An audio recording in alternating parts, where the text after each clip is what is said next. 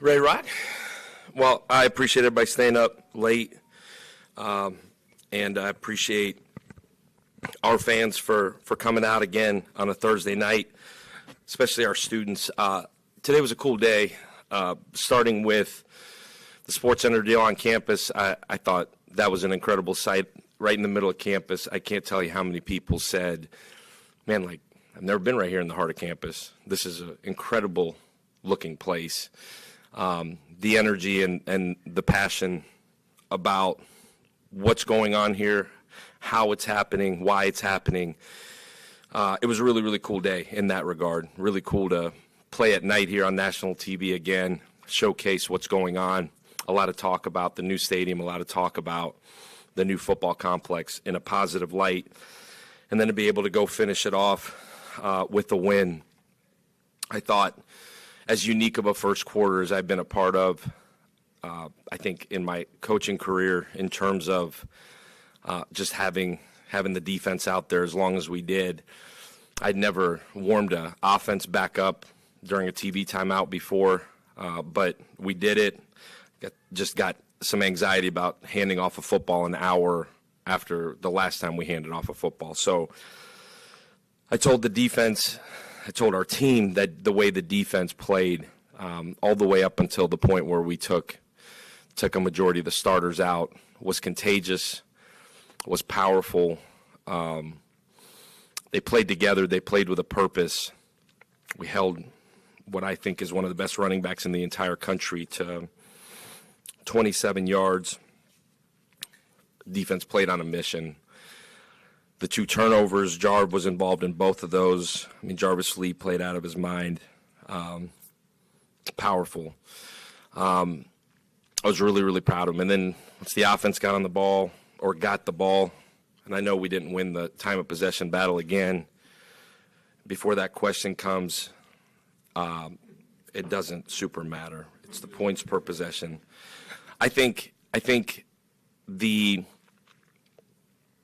up until the point where a bunch of young guys that have earned the right to play went in, I thought it was as clean of a ball game as you can have. We didn't punt the ball well today. I thought there was some miscues offensively.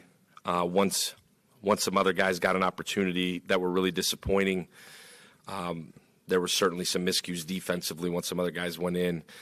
And I think it was really good for our program, for our team, because there's a lot of guys. This is that point in the year where guys aren't playing as much as they want, and you start getting a little bit of chatter. Just addressed it, that you get as your work deserves, and you get what you put into it, and that nothing in life, just like in football, is given to anybody. You got to go earn it. And I think there were some humbling moments for some guys out there tonight. But I thought a really, really good response to the nasty, nasty feeling we had leaving Memphis 10 days ago. It was, or whatever it was, 11 days ago, which was really disappointing. I think I've addressed that part of it, but I thought the response, which is truly what defines you, was absolutely huge. I do want to say I respect Coach Traylor so much. I respect the program that he's built from the ground up. Just want to guard, and I've kept my mouth shut on it all week, but I do want to guard the comments made about that. And I understand what he's doing. He's trying to generate more for his own program, but don't do it at the expense of us. Don't do it at the expense of commenting about the resources we have, about what our roster looks like, and how much money is spent on a roster. Your prerogative is to go build your own program, but I think when you're talking about money on a roster, you're taking away from the fact that there's a bunch of dudes in that locker room that have poured into their process, There's a bunch of coaches that have demanded it of them. And I think when you make comments like that rosters are bought, it discredits the fact that there's recruiting, that there's relationships being built, that there's development and coaching going on. And I'm good with lobbying to make sure that you have the resources you need. I genuinely am. And I say it wholeheartedly that I have so much love and respect for Coach Traylor and what he's done and how he's done it, because he does it the right way. He's a good man, and he has a hell of a football program. But don't discredit the fact that our guys work as hard as anybody in the country. Our guys have developed, and yet we've got resources because we've made a commitment to building a special football program here and a special athletic department here. But I want to act like anybody's buying players around here, because that ain't the case, and that's never been the case. We recruit, we retain, we develop, we pour into our players, we love our players, but we demand a lot of our players, and we love them harder than anything we'll ever demand from them. And that's my only 2 cents on it. When you start talking about other people's rosters to try to benefit yourself, I think you tread water that implies that there's not an elite level of work here, and there's a ton that went into not just the recruiting and the retaining and the developing and the relationship building, but the fact that there's a lot of blood, sweat, and tears that has gone into those resources. Been a lot of lunches and dinners begging for resources to come up. So just don't discredit what these kids have done and what this coaching staff has done in terms of building a program that's sustainable, that's respected, where kids play really, really hard. And that's just my 2 cents on it. And I don't normally get up here and have any, it's just been eaten at me that those are the comments that are made to help your own program, and I'm good, but not at the expense of what these kids go out and do every single day and what the staff goes out and does every single day. So I'll just leave it at that, and I'll answer questions. Alex, you mentioned you were kind of concerned about keeping your offense in a rhythm, considering, how that first quarter transpired. Byron didn't take a snap until like 2 minutes were left in the first quarter, and he had one of his most proficient nights ever. How do you explain that? Well, I think his ability to continue to stay locked in and focused, his process is so elite. He's so self-aware, so conscious about what he feels like, both physically and mentally, communicates extremely well. I mean, you saw him, if you watched, in between every single drive, in between every single TV time out there in that first quarter, just go out and go through it on the field and throw balls and take snaps just to keep himself in a rhythm, keep himself going. But that's how he prepares. He takes every single day all the way through Friday night and prepares both mentally and physically at just such an elite clip. He plays that game in his mind a million times over. He truly is as close to a coach on the field as you can ever imagine. Coach, that was one of the most complete first halves you've ever seen any place, going 5-for-5, 2 touchdowns from the defense. Your quarterback's perfect. You don't have a drop ball. I mean, is there any way you could have been more perfect in the first half and take that huge lead in halftime? It was, I think, really, really good. I'm going to find something wrong with it. So let me watch the film, and I'll find something wrong with it. These dudes came out to play. They answered the bell. They got challenged. They answered the bell. And like I said, I think when the defense plays the way it does, it's contagious. As much as everybody knows I like offensive football, I'm a defensive guy at heart, and I'm self-aware enough that you win ball games on defense. What is allowing Jarvis Lee to be such a consistently disruptive force on this defense? His process, his attention to detail, his intent every day when he comes in this building. He's got a chip on his shoulder. He got an incredible story, and I hope it continues to get told, because he, in a lot of ways, self-made cat, and he's had a lot of help and from a lot of people around him, but that's a highly motivated young man that's plays with a chip on his shoulder, plays with a violent intent, is detailed in his work, takes coaching. He's a powerful young man. Coach, help us out with this one. Up in the press box on their first touchdown, it looked like the guy was out of bounds. The referee threw his hat. What explanation did you get? Just that he was forced out of bounds, which I didn't think he was forced out of bounds. He ran around Tab, but when they replayed it, it simply just was there contact made on your way out of bounds, and if there was, then he has the right to establish himself back in bounds, and so he did. There was really because there was no explanation going into the replay. Once the replay was done, there was really nothing to argue about. I asked for clarification, I got it, and as much as I tried to argue, it wasn't going to do much. You told us Monday so much would hinge on how your defense could affect Owen McCown. Can you speak to how you guys affected Owen McCown? Yeah, I thought the plan to play more man to take the life out of the guys on the edges was gonna make him squeeze it a little bit, was gonna take the RPO game out, and then the ability to just come off some edges and some interior blitz stuff where we were able to get home. I thought you get hit early like that, you feel it. Your feet feel it, and I thought our guys affected him in a lot of ways. Started with Jarv, but started getting anxious back there, and I think that was the key to the whole thing as we went into the second, third, fourth drive. What kind of messages they sent? You had a loss to Memphis, you have the bye, 8 seconds into the game, you're up a score, a couple minutes later you're up 2 scores. What kind of messages that kind of send? The defense set the tone, and then when the offense got their chance, you guys started rolling.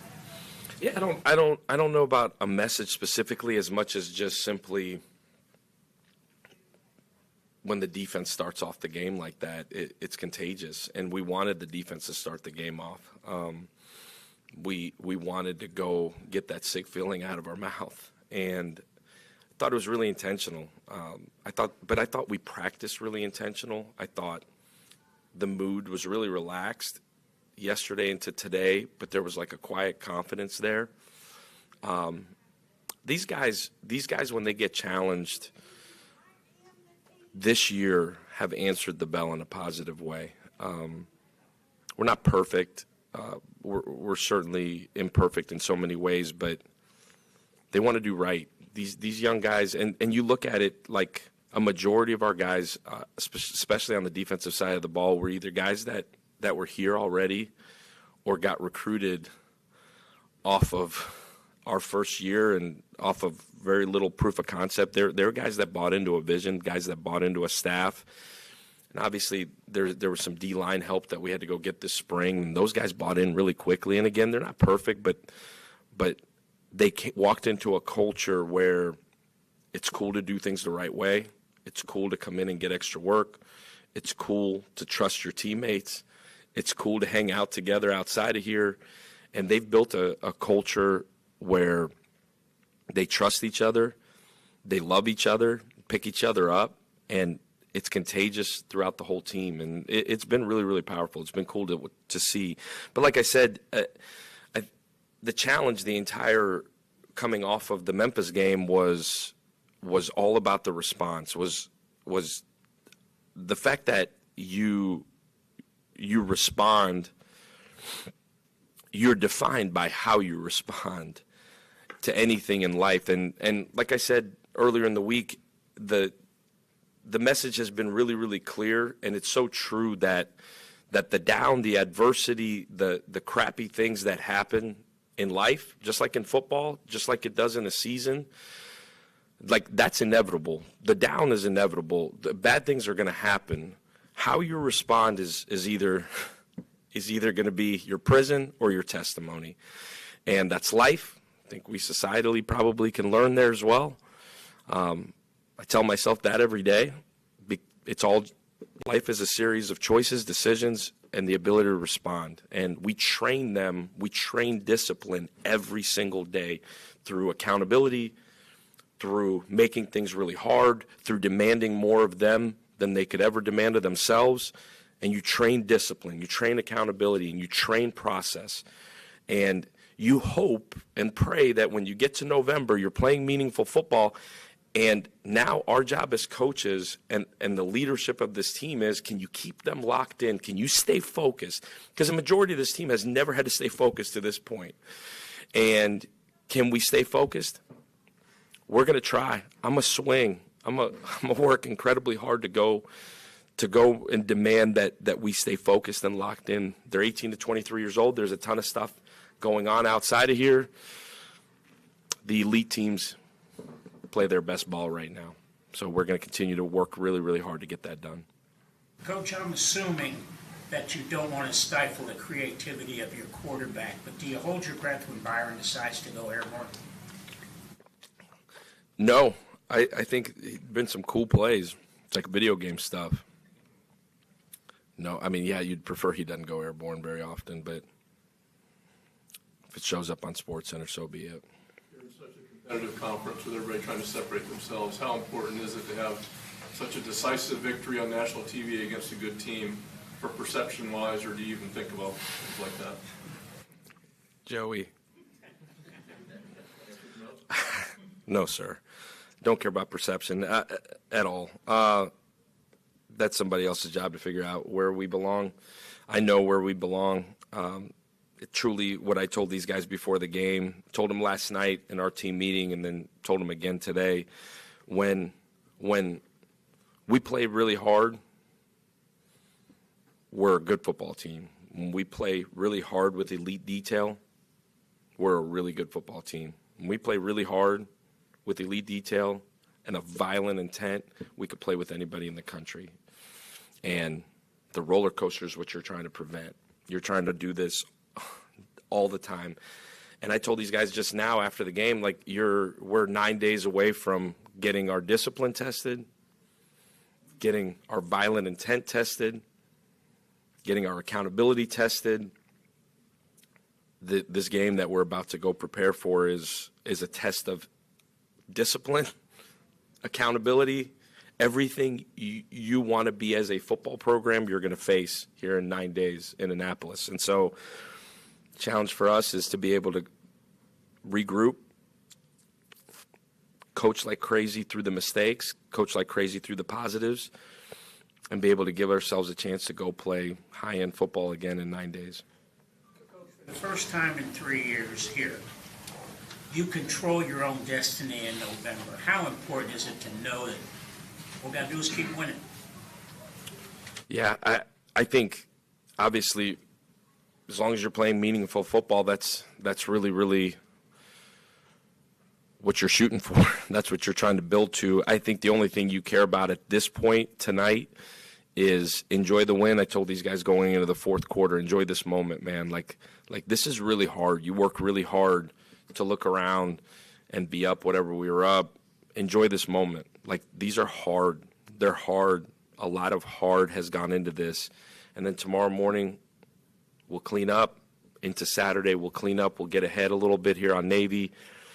And the only one that matters is Navy. At this point in our lives, the only thing that matters is the United States Naval Academy. Last week, obviously, UTSA kind of played spoiler to Lane. Was that something that was in your mind, or the psyche of the locker room, just seeing how upset to him last week? No, I don't think so. I think the only thing that mattered for us was what our process was going to be, what our detail was going to be, what our intent was going to be going into the week, all the way through last night into this morning. Coach, Nakai Davenport had another big game tonight, another big run.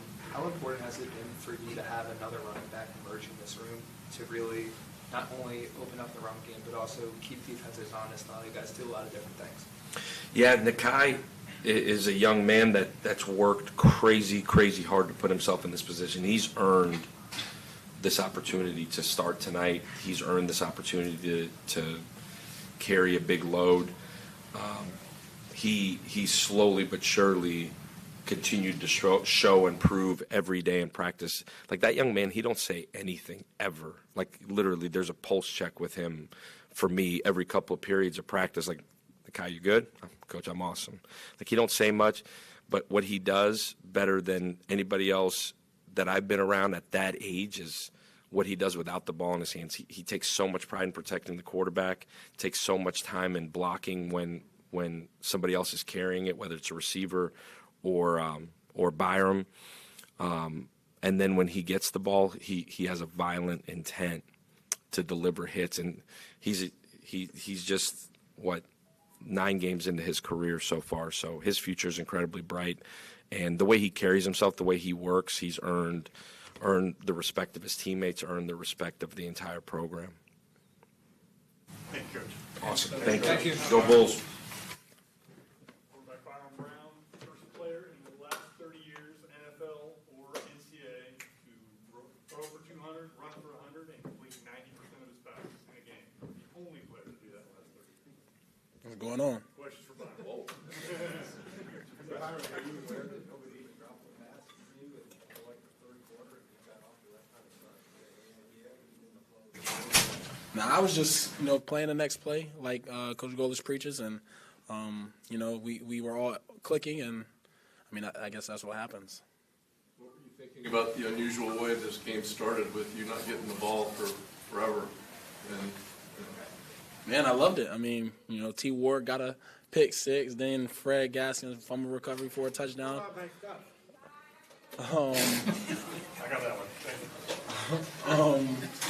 Loved every second of it. Not the usual way to start a game, but we adapted, and when we got out on the field, we played our brand of football. Byron, you've played the last 3 games without your leading receiver, Chad Nimrod. Can you kind of speak on your receiver group and how they've been able to step up in his absence? Yeah, we're very deep at every position, and one guy goes down, another guy going to step up and make plays, and that's just truly what this team is about. We got playmakers up and down this roster, and everybody's waiting on their opportunity, and when their opportunity comes, they make the most of it at all times. Feels like you guys have been clicking on all cylinders, and that continues tonight in this game. How important is it for you guys to really be able to do all that, and what does that do for your guys' confidence this season? That's important. That's how you win games, by playing a full game of football, offense, defense, special teams, and able to get out to a lead like that and just keep piling it on and keep a foot on the gas. That's really it. So that's what we need week in and week out. You talk about complementary football. That's the perfect example tonight, correct? Defense gets 2, you guys get 4 or 5, a couple field goals. Mm-hmm. How important is that to find ways to score in different manners? Extremely important. It's a team sport, so you need offense, defense, and special teams in order to make plays. So, and everybody made plays today, and that's what led to the win. the loss against Memphis was very difficult. What did you see from the team as you prepared for this one in terms of, how they prepared and then how they executed the response like tonight? We let it marinate for that ride back, and then it was on to the next. Nobody flinched, nobody wavered. We knew what it was going into UTSA, had to come out and play our brand of football, and we did that tonight. When you have a receiver like Keyshawn Singleton making the plays that he is tonight, whether it's down the field deep or making contested catches middle of the field, what does that do for your confidence in terms of throwing the ball to him? Does that make you be like, okay, maybe in a different situation where I want to throw this, I'm going to give him that chance now? Dog. Man, when he's having a game like that, you just put it in the air and he'll go make a play. So he played really well tonight. Today Sports Center was on campus, and every single sign seemed to be about you. How does it feel seeing the fan base really get behind you in this football team as far into the season? It's really cool. It's truly a blessing. Just to have the support for the whole team. It means a lot. And they showed up on a Thursday night. That's truly special as well. So shout out to our fans, and we still need it. When Coach came to you and said, take the rest of the night off, you've done enough, how were you with that, or did you want us to keep playing? Of course I wanted to keep playing, but, he said, you're done, and now it's Gas' turn. And Gas went out there, I know he probably wants a couple throws back, but I'm proud of Gas. Thank you, Ron. Thank you.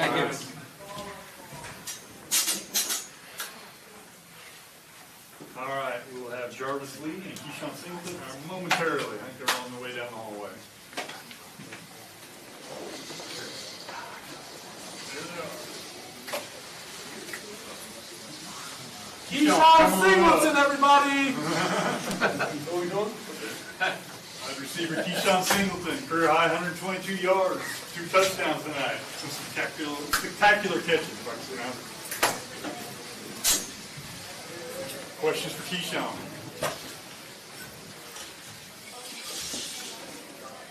We know it wasn't easy, but you made it look easy. What was going through your mind? To be honest, just to go get the ball and make a play, and that's what I did. See ball, catch ball? Yes, sir, always. Keyshawn, it was a good while before you guys got out there for your first snap. And how do you, I mean, it's literally 45 minutes since kickoff before you guys got out there. How do you keep loose mentally and physically on the sideline? Well, I mean, what we did was after 10 minutes, and we were just sitting down, and we told everybody to get up, throw the ball around, get on the bike a little bit to stay warm. So. Was it crazy? One of the craziest starts that you've ever been a part of? Oh, You yeah. actually didn't get the ball for 13 minutes before you ran your first play offensively? Yes, sir. Yeah. I was saying ain't no way this is happening right now. There's no way. I may be wrong about this, but I think they called you for a penalty, and then all of a sudden, 2 plays later, you catch the ball at the end zone. Did you feel you had to make up for that? Yes, sir. Always, cause I always play hard, and when they had them call that penalty, it was kind of like it wasn't really like a penalty, but he just tried to make it seem like it was. So I just had to make it for my team. So. Sean Byram was saying earlier that on a night like this, when you're playing like this, you just throw it in your area, you're going to go get it. Yes, sir. What allows you to do that? What's your mindset? You just see the ball and you decide that's mine? Mm-hmm. Yeah, anytime the ball is in the air, I'm going to get it. Whether it's behind me, in front of me, on the ground, I'm going to still try to make a play. Was that one of the best first halves offensively you've been a part of this year? I mean, 5 drives, 5 scoring drives. You get off the field with a big lead at halftime. Oh, yes, sir. Yes, sir. The physical aspect of not playing for as long as you guys did in the first quarter. There's also the mental aspect. Can you tell me a little bit about what's going on in your mind as you're just anxiously awaiting getting on the field? Yeah, the whole time I'm just telling myself to stay focused, to stay warm, because you don't know when that's going to be the time till I go back there and to play full speed. So. You had to wait 11 days after Memphis. Were you guys chomping at the bit to get out on the field and say, hey, let's show them what we really are? Yes, sir. Because I feel last week that whole game wasn't really us. We low-key played down to our standard, and we shouldn't have done that. So we had to come back this week, and we had to show everybody what it was really made of. Okay, thank you, Keyshawn. Thank you.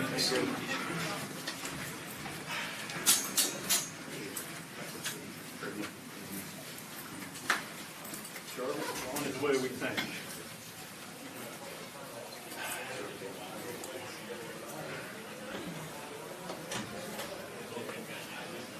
We'll give him a couple minutes. I know it's 10 after 12.